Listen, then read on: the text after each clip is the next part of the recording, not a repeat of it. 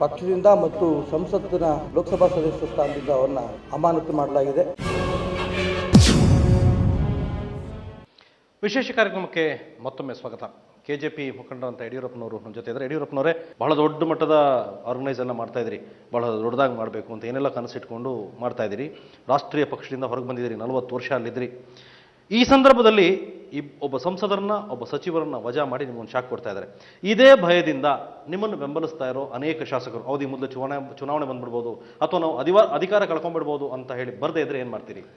ಈ ಘಟನೆ ನಡೆದ ಮೇಲೆ 4-6 ಜನ ಶಾಸಕರು ಫೋನ್ ಮಾಡಿದರು, ಈ ನಿಮಿಷಕ್ಕೆ ನಾವು ರಾಜೀನಾಮೆ ಕೊಡ್ತೇವೆ ಅಂತ. ಇಲ್ಲ, ಆ ಕೆಲಸ ಮಾಡಬೇಡಿ, ನಾಳೆ ಸಮಾವೇಶ ಮುಗಿಯೋಕೆ ತಾಳ್ಮೆಯಿಂದ ಇರಿ ಅಂತ ಹೇಳಿದ್ದೇನೆ. ನಾನು ಭಾಳ ನಿಶ್ಚಯ ಮಾಡಿದ್ದೇನೆ, ನಾನು ದ್ವೇಷ ಇಲ್ಲದೆ ಇರುವಂಥ, ಮೋಸ ಇಲ್ಲದೆ ಇರುವಂಥ ಒಂದು ಪ್ರಾಮಾಣಿಕ ಆಡಳಿತವನ್ನು ಕೊಟ್ಟು ನನ್ನ 70ನೇ ವರ್ಷದಲ್ಲಿ ನಾಡಿನ ಜನರ ಈ ಭುವನೇಶ್ವರಿ ಋಣವನ್ನು ತೀರಿಸಬೇಕು ಅಂತ ನಾನು ತೀರ್ಮಾನ ಮಾಡಿದ್ದೇನೆ. ಭಾಳ ಸಂಯಮದಿಂದ ನಾನಿದ್ದೇನೆ. ಈ ಘಟನೆಯಿಂದ ನನಗೆ ಯಾವುದೇ ರೀತಿಯ ಪರಿಣಾಮ ಆಗಿಲ್ಲ. ಅದ್ರ ಬದಲಿಗೆ ನನಗೆ ದೂರವಾಣಿ ಮೂಲಕ ಅವರೆಲ್ಲ ಸಂಪರ್ಕ ಮಾಡಿ ಹೇಳಿದರು, ಇನ್ನೂ ಫ್ರೀಯಾಗಿ ಓಡಾಟ ಮಾಡೋಕ್ಕೆ ತುಂಬ ಒಳ್ಳೆಯದಾಯಿತು, ನಮಗೇನು ಚಿಂತೆ ಇಲ್ಲ ಯಡಿಯೂರಪ್ಪನವರೇನು ಮಾತನ್ನು ಹೇಳಿದರು.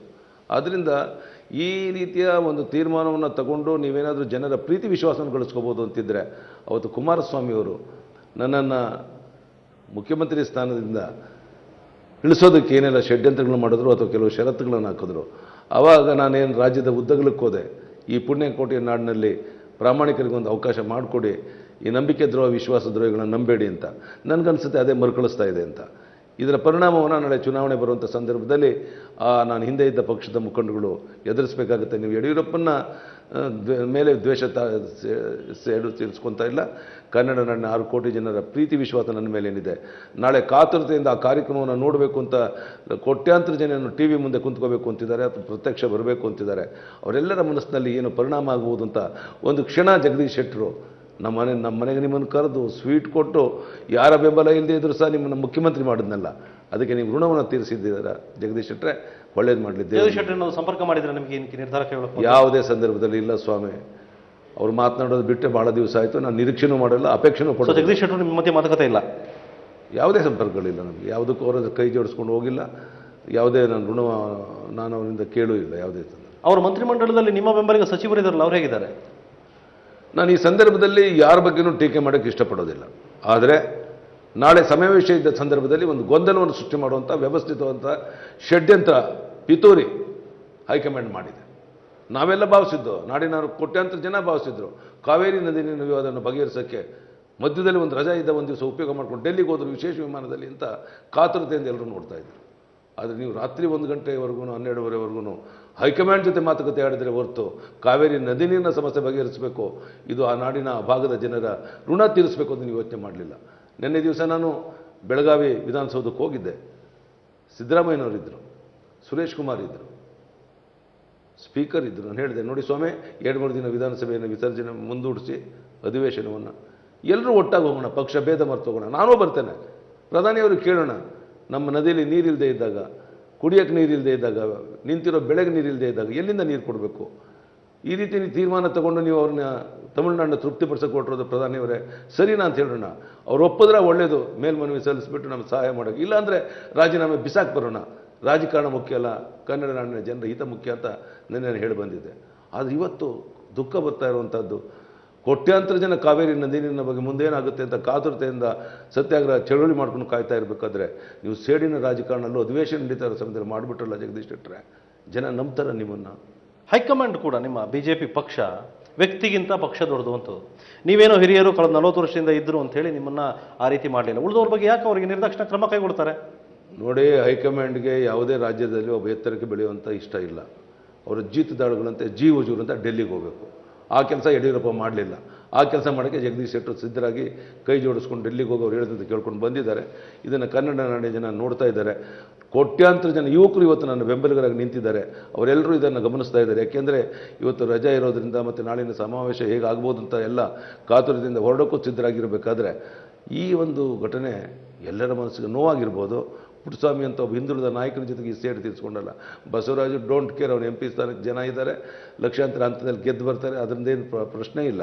ಅದು ಯಾವ ಸಮಯವನ್ನು ಆಯ್ಕೆ ಮಾಡಿಕೊಂಡು ಜಗದೀಶ್ ಶೆಟ್ಟರೆ ತಾವೇ ಹೇಳ್ತಾ ಇದ್ರಿ ಜಗದೀಶ್ ಶೆಟ್ಟರ್ 3 ತಿಂಗಳ ಅವಧಿ ಪೂರೈಸಬೇಕು ಅಂತ ಅದನ್ನೇ ಹೇಳ್ತಾ ಇದ್ರಿ. ನಾನು ಹೇಳೋದು ನಿಜ, ಅದರಂತೆ ನಡ್ಕೊಂಡದ್ದು ನಿಜ. ಆದರೆ ಈಗ ಇವತ್ತು ಅವ್ರು ತೊಗೊಂಡಿರುವಂಥ ಕ್ರಮ ನಡವಳಿಕೆಯನ್ನು ನೋಡಿದ ಮೇಲೆ ನಾನು ಜನತೆಯ ಅಭಿಪ್ರಾಯವನ್ನು ಕೇಳ್ತೇನೆ, ನನ್ನ ಫಾಲೋವರ್ಸನ್ನು ಕೇಳ್ತೇನೆ, ಆಮೇಲೆ ಕೆಲವೇ ದಿವಸದಲ್ಲಿ ಅಂತಿಮ ತೀರ್ಮಾನ ತಗೊಂಡು. ಈಗ ಹೈಕಮಾಂಡ್ ಮುಂದೆ ರಾಜ್ಯದ ಸ್ಥಿತಿಗತಿಗಳನ್ನು ಕುರಿತು ಚರ್ಚೆ ಮಾಡಿದ್ದಾರೆ. ಇಬ್ಬರು ಮಾಜಿ ಮುಖ್ಯಮಂತ್ರಿಗಳು ಈಶ್ವರಪ್ಪನ, ಅಶೋಕ್, ಮುಖ್ಯಮಂತ್ರಿಗಳು ಮತ್ತು ಸದಾನಂದ ಗೌಡರು, ಹೈಕಮಾಂಡ್ ಎಲ್ಲ ಕುಳಿತು ಚರ್ಚೆ ಮಾಡಿ ಕೈಗೊಂಡಿರೋ ನಿರ್ಧಾರ ಇದು. ನೋಡ್ರಿ, ಇಲ್ಲಿ ಭಾಳ ಸ್ಪಷ್ಟ ಇದೆ. ಯಡಿಯೂರಪ್ಪನಿಂದ ಸರ್ಕಾರ ಬೀಳ್ತು ಅಂತ ಆಗಬೇಕು ಅಂತ ಬಹುಶಃ ಹೈಕಮಾಂಡನ್ನು ಕನಸು ಕಾಣ್ತಾ ಇದ್ದಾರೆ. ಯಾರ ಕಾರಣಕ್ಕಾಗಲಿ ಸರ್ಕಾರ ಬಿದ್ದರೂ ಸಹ ನಿಮ್ಮ ತಲೆ ಮೇಲೆ ನೀವೇ ಚಪ್ಪಡಿ ಹಾಕ್ಕೊಂಡ್ರೆ ಇವತ್ತು ತೊಗೊಂಡ್ರೆ ಒಂದು ಕಾರ್ಯಕ್ರಮದ ಹಿನ್ನೆಲೆಯಲ್ಲಿ ಎಲ್ಲಿವರೆಗೂ ಸಮಯ ಸಹಿಸಬೇಕು ಇದೆಲ್ಲವನ್ನು.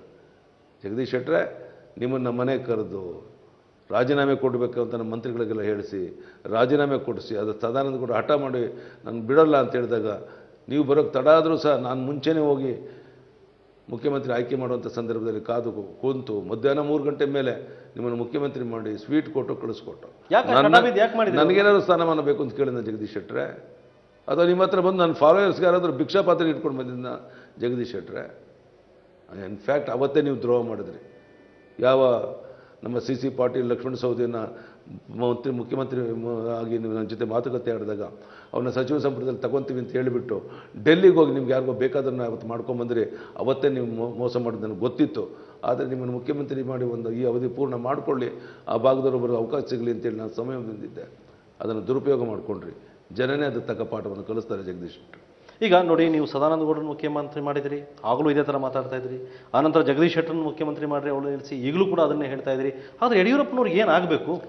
ನನಗೇನು ಆಗಬೇಕಾಗಿ ಬಿಜೆಪಿ ಪಕ್ಷ ನೀವು ಹೇಳ್ದಂಗೆ ಕೇಳಬೇಕು. ನಾನೇನು ಅವ್ರಿಗೇನಾದ್ರೂ ರಾಜೀನಾಮೆ ಕೊಡಿ ಅಂತ ಕೇಳಿದ್ನ, ವಿಧಾನಸಭೆ ವಿಸರ್ಜನೆ ಮಾಡಿ ಅಂತ ಹೇಳಿದ್ನ? ಇದೊಂದು ಸಮ್ಮಿಶ್ರ ಸರ್ಕಾರ ಅಂತ ತಿಳ್ಕೊಳ್ರಿ ಜಗದೀಶ್ ಶೆಟ್ಟರೆ. ಜಗತ್ತಿಗೆ ಗೊತ್ತಿಲ್ವಾ ನನ್ನ ಜೊತೆಗೆ ಯಾರ ಎಮ್ ಎಲ್ ಎ ಇದ್ದಾರೆ, ಯಾವ ಮಂತ್ರಿಗಳಿದ್ದಾರೆ ಅಂತ? ಕಣ್ಮುಚ್ಕೊಂಡು ಬೆಕ್ಕು ಹಾಲು ಕುಡ್ದಂಗೆ ಅಂತ ತಿಳ್ಕೊಂಡಿದ್ದಾರೆ ನೀವು ಮಾಡ್ತಾ ಇರುವಂಥದ್ದು. ತಾಕತ್ತಿದ್ರೆ, ಸ್ವಾಭಿಮಾನ ಅನ್ನೋದಿದ್ರೆ ರಾಜೀನಾಮೆ ಕೊಟ್ಟು ಹೋಗೋಣ ಯಡಿಯೂರಪ್ಪನವರೇ, ಚುನಾವಣಾ ಕಣಕ್ಕೆ ಹೋಗೋಣ, ಜನ ತೀರ್ಮಾನ ಮಾಡಲಿ, ವಿಸರ್ಜನೆ ಮಾಡಿರಿ ನಾಳೆನೇ. ಹಾವು ಸಾಯಬಾರ್ದು, ಕೋಲು ಮುರಿಬಾರ್ದು. ಈ ರಾಜಕಾರಣ ಯಾರು ಮೆಚ್ತಾರೆ ಜಗದೀಶ್ ಶೆಟ್ಟರೆ? ಯಾರು ಮೆಚ್ತಾರೆ? ನಿಮ್ಮ ಸುತ್ತಮುತ್ತ ಇರುವಂಥ ಆ ಡೆಲ್ಲಿ ನಾಯಕರು ದೊಡ್ಡವರಾದ್ರಲ್ಲ, ನಿಮಗೆ ಕನ್ನಡ ನಾಡಿನ ಜನರ ಹಿತ ಮುಖ್ಯ ಆಗಲಿಲ್ಲಲ್ಲ? ನಿಮಗೆ ಕಾವೇರಿ ಸಮಸ್ಯೆ ಬಗೆಹರಿಸಬೇಕು ಅನ್ನೋಂಥದ್ದು ನಿಮ್ಮ ಪ್ರಯಾರಿಟಿ ಆಗಲಿಲ್ಲ ತಾನೇ? ಯಡಿಯೂರಪ್ಪನ ರ್ಯಾಲಿಗೆ ಏನಾದರೂ ಅಡ್ಡಿ ಮಾಡ್ಬೋದು ನಾಳೆ ಅಂತ. ಇದು ಯಡಿಯೂರಪ್ಪನ ರ್ಯಾಲಿ ಅಲ್ಲ ರೀ, ನಾಳೆ ಜನಾರ್ದನ್ ರ್ಯಾಲಿ, ತಾಯಿ ಭುವನೇಶ್ವರಿ ನಿಶ್ಚಯ ಮಾಡುವಂಥ ರ್ಯಾಲಿ. ಅದರ ಪರಿಣಾಮಗಳೇನು ಅಂತ ಬರೋ ದಿವಸಗಳಲ್ಲಿ ಗೊತ್ತಾಗುತ್ತೆ. ಆ ಬಿಸಿ ಬಹಳಷ್ಟು ಜನ ಶಾಸಕರು ನಾಳೆ ನಿಮ್ಮ ಸಮಾವೇಶಕ್ಕೆ ಬರಬೇಕು ಅಂತಿದ್ದಾರೆ, ಅವ್ರನ್ನೂ ಕಿತ್ತು ಬಿಸಾಕ್ತಾರೆ, ಏನು ಮಾಡ್ತೀರಿ? ನಾವೇನು ಚಿಂತೆ ಮಾಡ್ತಿಲ್ರಿ, ಶಾಸಕರೇ 4-5 ಜನ ಈಗಾಗಲೇ ರಾಜೀನಾಮೆ ಕೊಡ್ತೇವೆ ಅಂತ ಹೇಳಿದ್ರು. ನಾನು ಹೇಳಿದ್ದೇನೆ, ಕಾಲ ಕೂಡ ಬರಬೇಕು, ಎಲ್ಲಕ್ಕೂ ರಾಜಕೀಯ ಒಂದು ತಂತ್ರಗಾರಿಕೆಯನ್ನು ಮಾಡಬೇಕಾಗತ್ತೆ, ಶಾಂತವಾಗಿರಿಯಪ್ಪ ಅಂತ ಹೇಳಿದ್ದೇನೆ. ನೋಡೋಣ, ನಾಳೆ ದಿನ ಕಳೆಯಲಿ, ನಂತರ ನಾನು ಪ್ರವಾಸ ಮಾಡಿ ಬಂದ ಮೇಲೆ ಈಗ ಏನು ಮಾಡಬೇಕು. ಇನ್ನೊಂದು ಈಶ್ವರಪ್ಪನವರು ಬಹಿರಂಗವಾಗಿ ಇನ್ನೊಂದು ಹೇಳಿದ್ದಾರೆ, ನಿಮ್ಮ ಉಪಹಾರ ಕೂಟ ಇದೆ ಬೆಳಿಗ್ಗೆ ನಾಳೆ, ಕೆಲವರೆಲ್ಲ ನಿಮ್ಮ ಸ್ನೇಹಿತರು ಬರ್ಬೋದು, ಮಂತ್ರಿಗಳು, ಶಾಸಕರೆಲ್ಲ. ಉಪಹಾರ ಕೂಟದಲ್ಲಿ ಭಾಗವಹಿಸುವ ವಿರುದ್ಧನೂ ಕ್ರಮ ಕೈಗೊಳ್ತೀವಿ, ಇನ್ನು ಸಮಾವೇಶಕ್ಕೆ ಭಾಗವಹಿಸ್ತರಂತೂ ನಿರ್ದಾಕ್ಷಿಣ್ಯವಾಗಿ ಕ್ರಮ ಕೈಗೊಳ್ತೀವಿ ಅಂತ ಮಾತು ಹೇಳಿದ್ದಾರೆ ಈಶ್ವರಪ್ಪ. ಒಂದಂತೂ ನಿಜ ತಾನೆ, ನಾಳೆ ಬಂದೇ ಬರುತ್ತೆ. ಯಾರು ಉಪಹಾರ ಕೂಟಕ್ಕೆ ಬರ್ದಿದ್ದಾರೆ, ಯಾರು ಬರೋದಿಲ್ಲ, ಅದೆಲ್ಲಕ್ಕಿಂತ ಮುಖ್ಯವಾಗಿ ಯಾರೂ ಇಲ್ಲದೇನೆ ಸಾಮಾನ್ಯ ಜನ ವಾಲಂಟಿಯರ್ ಆಗಿ ಅವರೇ ದುಡ್ಡು ಖರ್ಚು ಮಾಡಿಕೊಂಡು, ವಾಹನ ಮಾಡಿಕೊಂಡು, ಬುತ್ತಿ ಕಟ್ಕೊಂಡು ಬರ್ತಾ ಇದ್ದಾರೆ ಸ್ವಾಮಿ. ಕರ್ನಾಟಕ ರಾಜ್ಯ ಇತಿಹಾಸದಲ್ಲಿ ಇಂಥ ಆಶ್ಚರ್ಯ ಘಟನೆ ನಡೆದಿರ್ಲಿಕ್ಕೆ ಸಾಧ್ಯ ಇಲ್ಲ. ಬಹುಶಃ ನಾಳೆ 5 ಗಂಟೆ ಆದಮೇಲೆ, ಸಮಾವೇಶ ಮುಗಿದ ಮೇಲೆ 11 ಗಂಟೆಗೆ ಪ್ರಾರಂಭ ಆಗಿ 4:15 ಮುಗಿಸ್ಬೇಕು ಅಂತಿದ್ದೇವೆ. ಅದಾದ ಮೇಲೆ ಕರ್ನಾಟಕದ ಜನ ಯಾವ ರೀತಿ ಇದ್ದಾರೆ ಅನ್ನುವಂಥದ್ದು ಇಡೀ ದೇಶ ಅದನ್ನು ವಿಟ್ನೆಸ್ ಮಾಡುತ್ತೆ. ಆ ರೀತಿ ನಮ್ಮ ಕನ್ನಡ ಮಕ್ಕಳು ಧೈರ್ಯವಾಗಿ ವಿಶ್ವಾಸದಿಂದ ಯಡಿಯೂರಪ್ಪನ ಮೇಲೆ ನಾವು ಮಾಡಿರುವಂಥ 3 ವರ್ಷದ ನಮ್ಮ ಯೋಜನೆಗಳೇನಿದೆ, ರೈತರಿಗೆ, ಕೂಲಿ ಕಾರ್ಮಿಕರಿಗೆ, ನಮ್ಮ SC/ST ಜನಾಂಗಕ್ಕೆ, ನಮ್ಮ ಅಲ್ಪಸಂಖ್ಯಾತರು ಮಾಡಿರುವಂಥ ಸೇವೆ ಏನಿದೆ, ಇದನ್ನು ಗುರುತು ಮಾಡಿಕೊಂಡು ಮನೆ ಬಿಟ್ಟು ಅವರು ಸ್ವಂತ ಖರ್ಚು ಮೇಲೆ ನಾಳೆ ರ್ಯಾಲಿಗೆ ಬರ್ತಾರೆ. ಆ ಬೃಹತ್ ರ್ಯಾಲಿಯನ್ನು ನೋಡಿದ ಮೇಲೆ ಯಾರು ಪರ ಇದ್ದಾರೆ ಅನ್ನುವಂಥ ತೀರ್ಮಾನವನ್ನು ಜನ ಮಾಡ್ತಾರೆ. ಈ ನಿರ್ಧಾರದ ನಂತರ ಯಡಿಯೂರಪ್ಪನ ನಿರ್ಧಾರ ಏನು? ಸರ್ಕಾರ ಇರುತ್ತೋ ಇರಲ್ವೋ? ಅವಧಿ ಪೂರ್ವ ಚುನಾವಣೆ ಬರುತ್ತೋ ಬರಲ್ವೋ? ನೋಡಿ ಸ್ವಾಮಿ, ಈ ಸಣ್ಣ ವಿಷಯನ ನನ್ನ ನೇತೃತ್ವದಲ್ಲಿ ಚುನಾವಣೆ ಆಯಿತು, 110 ಗೆದ್ದು, 121 ಮಾಡಿದೆ. ಅವತ್ತಿಂದ ಇವತ್ತಿನವರೆಗೂ ಹೇಗೋ ಸರ್ಕಾರ ನಡ್ಕೊಂಡು ಬಂತು. ನನ್ನ 3-4 ವರ್ಷದಲ್ಲಿ ಆಗಿರುವಂಥ ಸಾಧನೆ ದೇಶದ ಇತಿಹಾಸದಲ್ಲಿ ಯಾವುದೇ ಮುಖ್ಯಮಂತ್ರಿ ಮಾಡಿಲ್ಲ ಅಂತ ಹೆಮ್ಮೆಯಿಂದ ಹೇಳಕ್ಕೆ ಇಚ್ಛೆ ಪಡ್ತಾನೆ. 10 ಕಾರ್ಯಕ್ರಮಗಳು ಈ ದೇಶಕ್ಕೆ ಅನ್ನ ಕೊಡುವಂಥ ಅನ್ನದಾತ ರೈತನಿಗೆ ನಾವು ಮಾಡಿದಂಥ ಸವಲತ್ತು, ಆ ವಿಶೇಷವಾದಂಥ ತಾಯಿ ಬಂದು 1,10,10,000 ರೂಪಾಯಿನ ಬಾಂಡ್ ತಗೊಂಡು ನಿನಗೆ ಒಳ್ಳೇದಾಗಲಿ ಮಗನೇ ಅಂತ ಆಶೀರ್ವಾದ ಮಾಡಿ ಹೋಗ್ತಾಳಲ್ಲ, ಆ ಆನಂದ. ಆ ಬೈಸ್ಕಲ್ ಹೋಗ್ಬೇಕಾದ್ರೆ ಇದು ಯಡಿಯೂರಪ್ಪ ಕೊಟ್ಟ ಬೈಸ್ಕಲ್ ಅಂತೇಳಿ ನಗ್ನಗ್ತಾ ಓಡಾಡ್ತಾರಲ್ಲ ಮಕ್ಕಳು, ಅದರ ಆನಂದ. ಸುಮಾರು 17 ಲಕ್ಷ ರೈತರಿಗೆ ಕನಿಷ್ಠ 25,000ದಂತೆ ಸಾಲ ಮನ್ನಾ ಮಾಡಿಸಿ 3,500 ಕೋಟಿ ಹಠ ಹಿಡಿದು ಮೊದಲನೇ ದಿನವೇ ವಿರೋಧ ಪಕ್ಷ ನಾಯಕರಿಂದ ವರ್ತನೆ ಮಾಡಿ ಸಾಲ ಮನ್ನಾ ಮಾಡಿಸ್ದೆ.